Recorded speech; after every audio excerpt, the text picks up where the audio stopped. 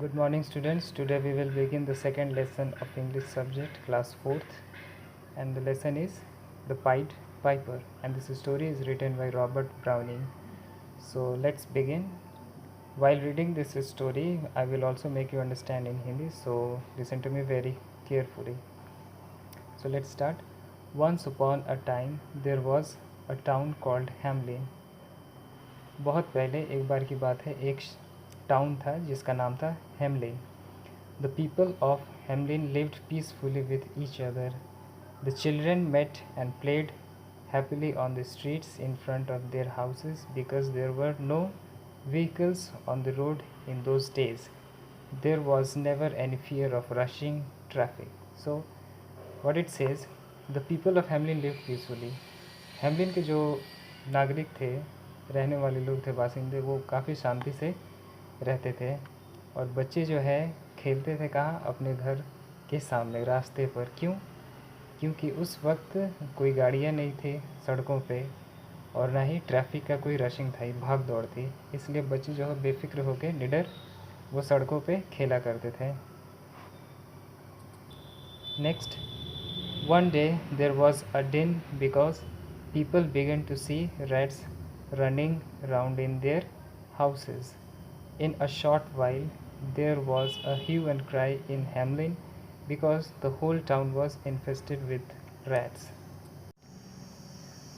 So यहाँ क्या कह रहा है? One day there was a din because people began to see rats running around in their houses. फिर अचानक एक दिन अफरा तफरी मच गई, शोरगुल मच गया, क्योंकि चारों तरफ चूहे ही चूहे दौड़ रहे थे. In a short while there was hue and cry in Hamelin because the whole town was infested with rats.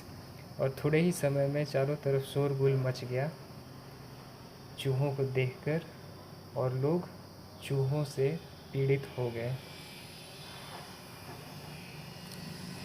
Next, the people of Hamelin made their way to the town square and knocked on the big brass doors of the town hall and demanded to know what the Lord Mayor was doing about getting rid of the rats.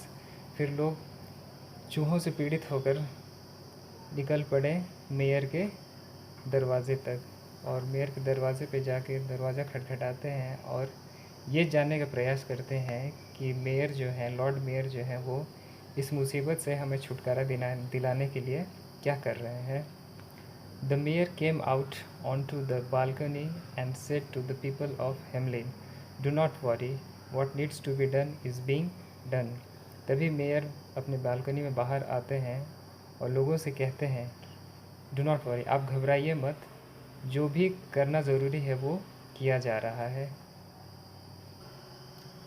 Next, the people of Hamlin were very upset. Hamelin के लोग बहुत नाराज़ थे. The rats were all over.